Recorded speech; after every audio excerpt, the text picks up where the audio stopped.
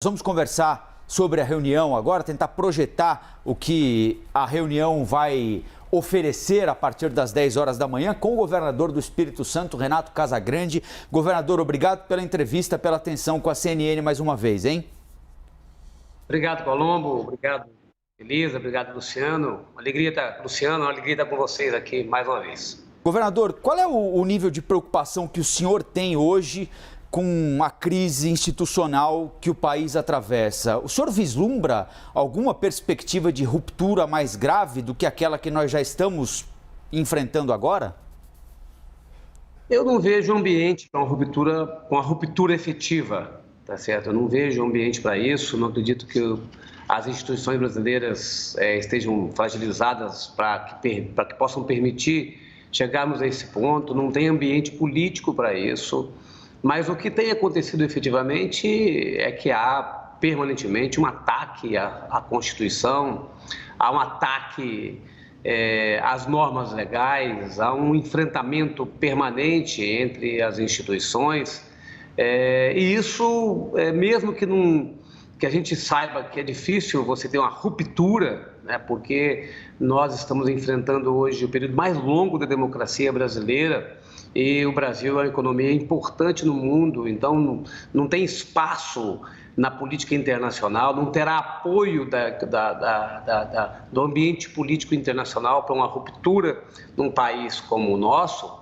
Mas o que acontece efetivamente é que essas ameaças cumprem um papel negativo para que a gente retome as esperanças do povo brasileiro, que a gente retome as oportunidades. Nós estamos vendo fuga de capitais, fuga de investimentos, porque esse enfrentamento permanente deixa um ambiente totalmente instável e nenhum país do mundo prosperou sem ter uma estabilidade institucional.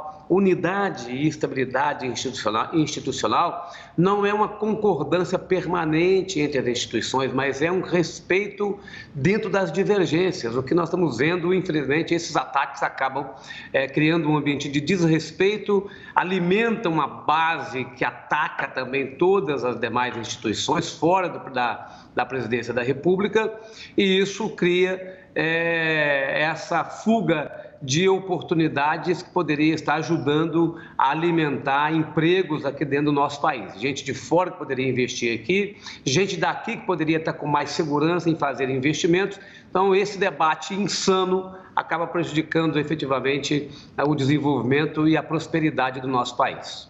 Governador, que tipo de respostas podem sair dessa reunião? Efetivamente, que informações vocês pretendem reunir para entrarem com uma força em cima desse cenário que a gente tem visto político? Olha, os governadores, né, no Fórum de Governadores, já têm feito uma força desde o início dos nossos mandatos em 2019, porque o estilo do presidente Jair Bolsonaro é um estilo mais de trabalho sem ter uma convergência, um diálogo permanente entre os governadores. Então, isso exigiu de nós um posicionamento com relação à pandemia, exigiu de nós um posicionamento com relação à democracia, com relação aos pontos da pauta federativa que fará parte da reunião de hoje, às 10 horas. O que nós vamos fazer mais uma vez é a gente reafirmar o nosso pacto, que envolve governadores, também que envolve municípios, que envolve liderança de outras instituições, um pacto em defesa da democracia, um pacto em defesa da Constituição. As palavras têm poder e a hora que você expressa as suas palavras de forma equilibrada, chamando a todos os poderes, para que a gente possa ter essa pacificação. O Brasil precisa ser pacificado, o Brasil precisa de parar com disputas menores para a gente poder proteger e amparar as pessoas que precisam de fato do trabalho das instituições. Então, as palavras dos governadores, o posicionamento dos governadores é uma posição que reafirma a pacificação que nós queremos nesse país, né? O diálogo que a gente quer entre as instituições, um momento novo que a gente possa construir. Mas além desse trabalho de fortalecimento da democracia, que é o essencial, o fundamental e a pedra angular que deve hoje orientar todos os brasileiros para a gente não ter nenhuma chance de dar passos atrás, e mesmo que a gente não tenha muito risco efetivo de dar passos atrás, mas que a gente saia dessa instabilidade. Nós vamos debater também aqui a pauta federativa, vamos debater a coalizão dos governadores pelo clima, que são 3 temas importantíssimos que afetam a imagem do Brasil e que nós precisamos de ter os governadores dialogando com o governo federal, dialogando com as demais instituições e com a sociedade brasileira. Governador, a gente vive um momento muito delicado da economia brasileira, a gente tem um aumento da fome significativo, um desemprego de mais de 14 milhões de trabalhadores desempregados nesse momento. Como o senhor disse também, em relação à economia, fuga de investidores, é um momento difícil. Os senhores viraram a pauta do encontro de hoje, que seria mais voltada para a questão econômica, e vão dar agora essa resposta aí em defesa da democracia, como o senhor fala. Para esse momento econômico, é preciso que haja uma calmaria. O senhor acha que essa resposta de vocês hoje traz calmaria ou coloca mais lenha ainda nessa fogueira?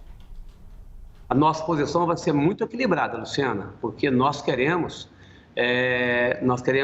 ajudar a acalmar o ambiente. Nós não queremos pagar fogo com gasolina, a gente quer ajudar a acalmar o ambiente. Então, a nossa posição é uma posição clara, lógico que acrescentamos este tema. O tema era Pacto Federativo, o tema era a coalizão dos governadores pelo clima, que é um tema importante para o Brasil também, e importante para a economia também. A questão da economia verde é fundamental e a posição do Brasil fora do Brasil está muito ruim e dentro do Brasil também está muito ruim. Mas o que nós queremos com a nossa posição, a gente hoje deve ter a presença de mais de 20 governadores nessa reunião, presencial, mas a maioria virtual, como é o meu caso, é que a gente possa emitir uma nota pedindo a pacificação, né? Lógico, reafirmando a defesa da democracia, o pacto pela democracia, respeito à Constituição, respeito às normas legais, mas pedindo efetivamente a pacificação para que a gente crie um ambiente melhor de prosperidade no nosso país. Nosso país,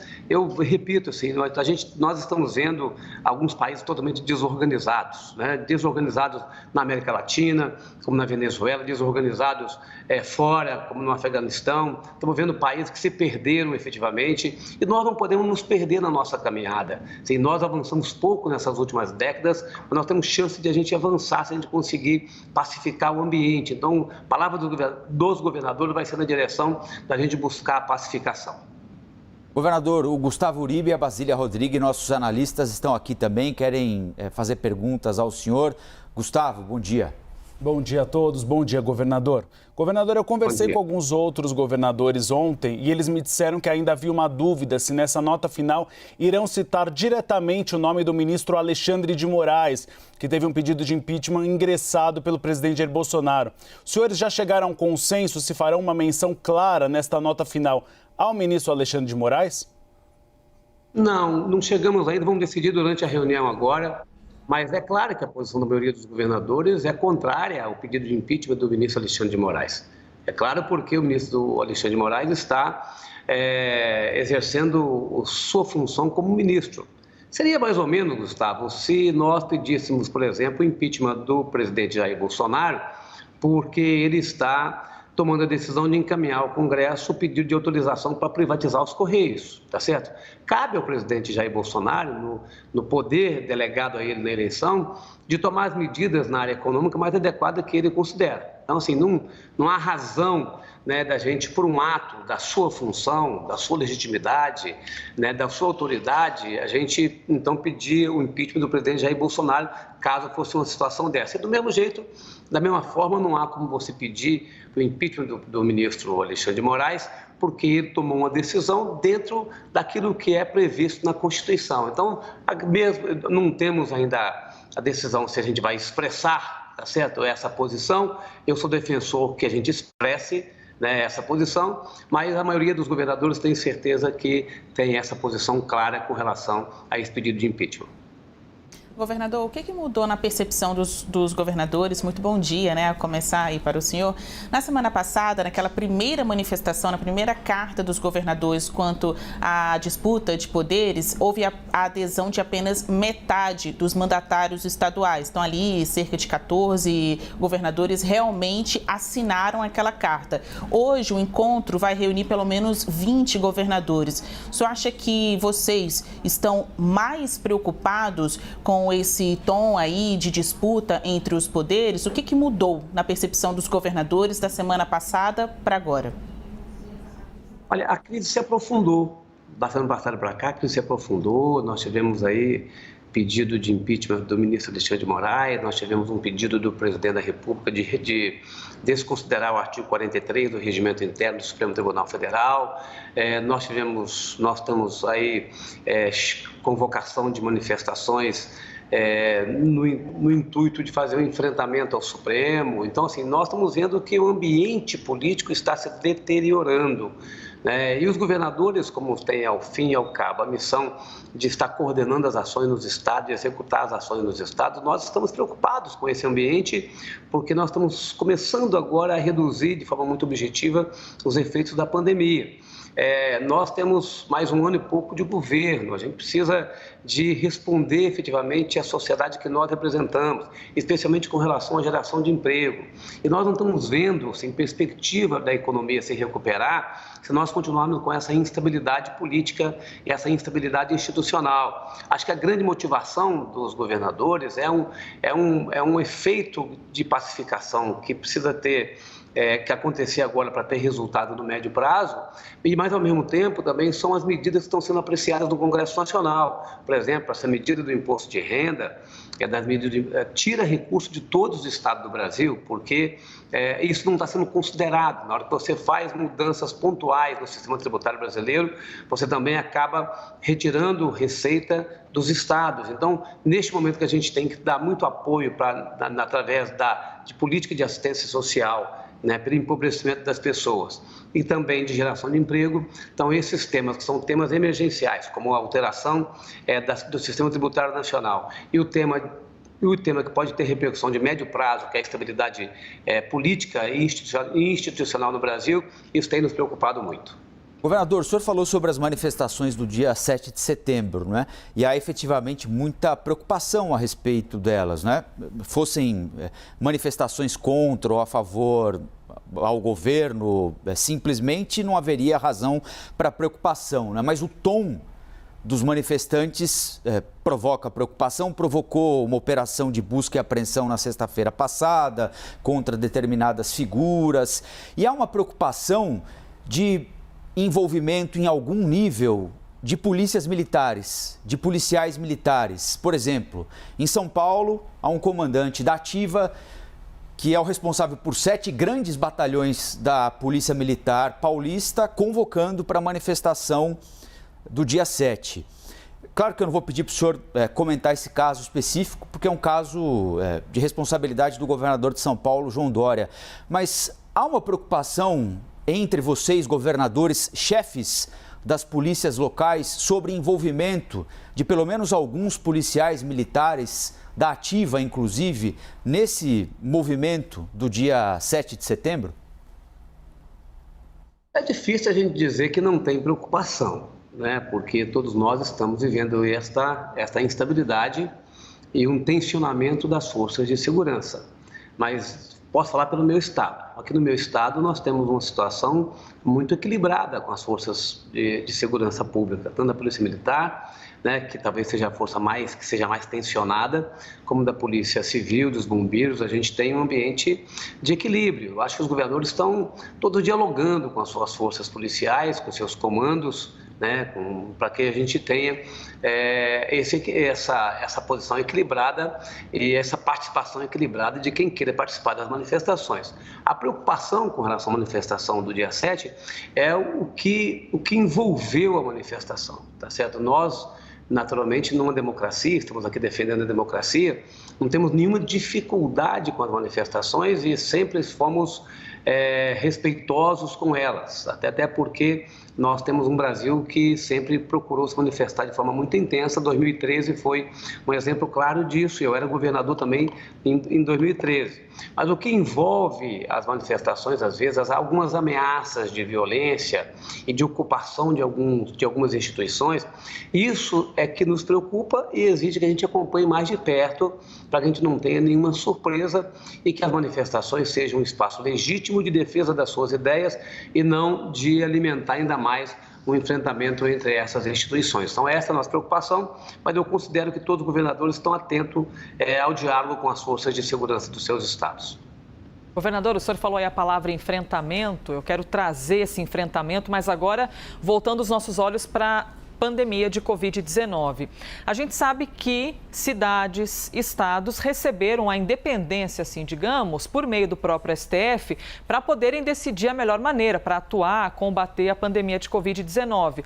Mas, evidentemente, isso não exime o governo federal de propor ações, de fazer um protocolo sanitário nacional, de sugerir alguma coisa para os estados e para os municípios. A pergunta é, em algum momento desta pandemia, o governo federal entrou em contato com o estado do senhor, com o Espírito Santo, dizendo, vocês têm a independência e a autonomia para fazerem o que quiserem, mas o protocolo de combate seria esse. A gente sugere que vocês façam isso, mas fiquem à vontade. Esse tipo de contato houve ou foi um cenário mais de lavamos as mãos, cada estado que faça o que quiser? Na verdade, os estados seguiram as recomendações técnicas e o governo federal adotou duas medidas importantes, né? Primeiro, fez repasse de recursos em 2020 para ajudar a redução de receita. Segundo, fez contratos para compra de vacinas, mesmo que tardiamente, mas fez contrato para compra de vacinas. Mas o governo federal, ele de fato se ausentou, né, de uma coordenação nas definições de protocolo, de medidas de restrições às atividades econômicas e sociais. Desde o primeiro momento, o presidente da República e seus ministros, né, mesmo com o Mandetta lá no início, o confronto entre o ministro Mandetta e o presidente da República foi muito intenso. Então, no início teve uma orientação, depois, de fato, o governo se ausentou completamente desse trabalho. Então, coube a cada governador essa orientação, essa tarefa, e nós fizemos isso. Acho que a grande maioria, eu posso dizer, acho que todos os governadores assumiram essas posturas e tomaram decisões de restrições às atividades econômicas, de restrições às atividades sociais, de orientação para uso de máscara, que não é nossa orientação ainda, de vacinação, de teste em massa. Nossa estratégia aqui no Espírito Santo agora é testar em massa e vacinar o mais rápido que a gente puder vacinar. Vê que no sábado a gente vacinou 150 mil jovens acima de 18 anos aqui no estado do Espírito Santo com a D1. Então, assim, vacinar em massa para a gente evitar uma outra onda que possa crescer. Mas ficou muito a cargo, de fato, dos governadores. Governador Renato Casagrande, muito obrigada por estar aqui com a gente nessa manhã, já antecipando o que vai ser tratado no Fórum Nacional de Governadores. Obrigado a você, Luciano. Obrigado a todos que estão participando junto conosco aqui. Um abraço e bom dia. Obrigada, governador. Obrigada também aos colegas.